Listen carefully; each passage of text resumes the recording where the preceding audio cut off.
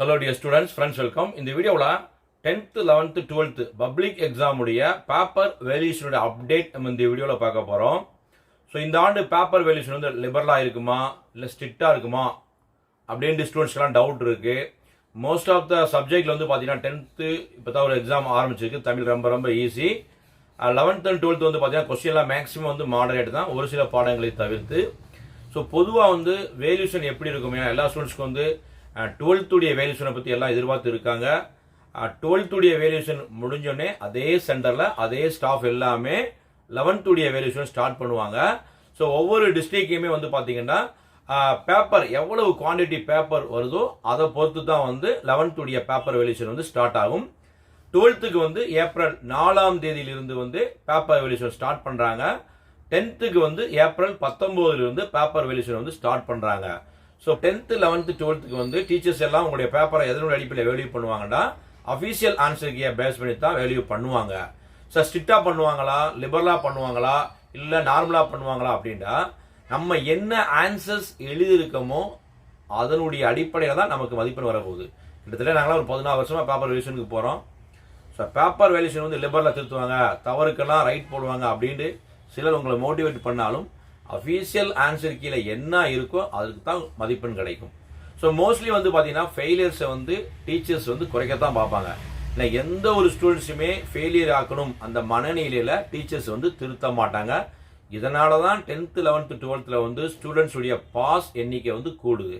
அவங்களுக்கு ஒரு 4 மார்க் தேவைப்படுது, 5 மார்க் தேவைப்படுதுன்னா ஏதாவது அவங்க வந்து ரிலேட்டட் ஆன்சர்ஸ் எழுதியிருந்தாலும் அதற்கு ஒவ்வொரு கொஸ்டினுக்கு ஒரு 1/2 மார்க் 1 மார்க்கை போட்டு அந்த ஸ்டூடெண்ட்ஸை வந்து தேர்த்தி விடுறதுக்கு தான் எல்லா டீச்சர்ஸும் வந்து முயற்சி பண்ணுவாங்க. ஸோ லிபரல் அப்படிங்கிற பேச்சுக்கு இடம் கிடையாது. அதே மாதிரி வந்து பார்த்தீங்கன்னா சென்டம் எடுக்கக்கூடிய மாணவ மாணவிகளுக்கு வந்து உங்களுடைய பேப்பர் வந்து பர்ஃபெக்டாக வந்து வேல்யூ பண்ணுவாங்க. ஏன்னா ஒரு சில மதிப்பெண்கள் வந்து கூட போட்டாலும் குறைச்சி போட்டாலும் நமக்கு மேலே ஒரு ஏஐ திருத்துறாங்களா அவங்களுக்கு மேலே வந்து பார்த்தீங்கன்னா சீஃப் இருப்பாங்க, எஸ்ஓ இருப்பாங்க. 2 பேர் நம்மளை கண்காணிக்கக்கூடிய இருக்கிறதுனால நம்ம ஏதாவது கமிட்டிங் மிஸ்டேக்ஸ் விட்டால் கூட அவங்க ரீசெக் பண்ணுவாங்க, டோட்டலாக செக் பண்ணுவாங்க. தவறான விடைக்கு வந்து நம்ம மதிப்பெண் போட்டு வந்தாலும் அவங்க வந்து கரெக்ட் பண்ணி கொடுப்பாங்க. ஸோ யாருமே பயப்படாதீங்க. ஆனால் சிலர் மோட்டிவேட் பண்ணுற மாதிரி பேப்பர் வெளிச்சுனா சூப்பராக இருக்கும், ரொம்ப ஈஸியாக இருக்கும், மார்க் அள்ளி போட்டுருவாங்க. அதெல்லாம் கிடையாது. நிதர்சனம் என்னண்டா நம்ம என்ன நீங்கள் எழுதிருக்கீங்களோ அதற்கு உரிய மதிப்பெண் கட்டாயம் கிடைக்கும். இன்கேஸ் ஸ்டூடெண்ட்ஸ் வந்து ஃபெயில் ஆகக்கூடிய தருவாயில் அவங்க ஏதாவது ரிலேட்டட் ஆன்சர்ஸ் எழுதியிருந்தாலும் அதற்கு சில மதிப்பெண்களை கொடுத்து டீச்சர்ஸ் எல்லாருமே அந்த ஸ்டூடெண்ட்ஸ் வந்து பாஸ் பண்ண முயற்சி செய்வாங்க. இதுதான் நிதர்சனம். இதற்கிடையில் வந்து பார்த்தீங்கன்னா உங்களுக்கு விடைகள் தவறாக இருக்கு, பேப்பர் வேல்யூஷனில் வந்து உங்களுக்கு வந்து மன திருப்தி இல்லை, உங்களுடைய மார்க்ஸ் ரிசல்ட் வந்த பிறகு திருப்தி இல்லைன்னா நீங்கள் பேப்பர் ஸ்கேன் காப்பி வாங்கலாம், ரீவேல்யூஷன் அப்ளை பண்ணலாம், ரீடோட்டலும் போடலாம்.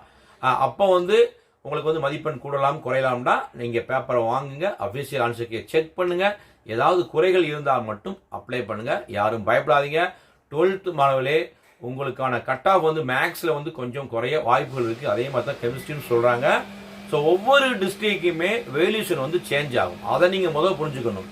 ஒரு சில டிஸ்ட்ரிக்டில் வந்து பேப்பர் ஈஸியாக வந்திருக்கும், சூப்பராக நிறையா மார்க்ஸ் வந்திருக்கும். நம்ம 4 டிஸ்ட்ரிக்ட் 3 டிஸ்ட்ரிக்டை கம்பேர் பண்ணிவிட்டு எல்லா த்ரூ அவுட் தி தமிழ்நாடு ஃபுல்லாகவே பேப்பர் வேல்யூஷன் வந்து சூப்பராக இருக்குது, நமக்கு ஒரு டிசிஷன் வந்துடக்கூடாது. ஏன்னா 60 சென்டரில் திருத்துவாங்க. சில வீடியோ போடக்கூடிய நாங்களே என்ன செய்வோம்னா ஒரு 4 டிஸ்ட்ரிக்டில் கேட்போம், எங்கள் ஃப்ரெண்ட்ஸ் திருத்துவாங்க. 4 கேம்பில் கேட்போம், 5 கேம்பில் கேட்போம். ஸோ 5 கேம்பில் கேட்டு நம்ம முடிவெடுக்க முடியாது. தமிழகம் முழுவதுமே 60 கேம்பில் திருத்துவாங்க.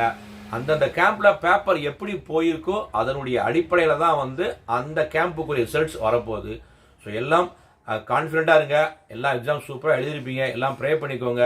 10th, 11th, 12th மாணவருடைய ரிசல்ட்ஸ் எல்லாம் சூப்பராக வரணும். பேப்பர் வேல்யூஷன் ஸ்டார்ட் பண்ண போகிறாங்க. 12th மாணவர்கள் இப்போது இருந்து நீங்கள் அடுத்து உயர்கல்வியில் என்ன படிக்கலாம் அப்படி பிளான் பண்ணிக்கோங்க. ரிசல்ட்ஸ் வந்தோடனே எந்த கல்லூரி எந்த படிப்பு சேரணும்னு அப்ளிகேஷன் போட ரெடியாக இருங்க. இந்த அப்டேட் பிடிச்சா லைக் பண்ணுங்கள், மறக்காமல் இந்த அப்டேட் ஃப்ரெண்ட்ஸ்க்கு ஷேர் பண்ணுங்கள். அது தேங்க்யூ.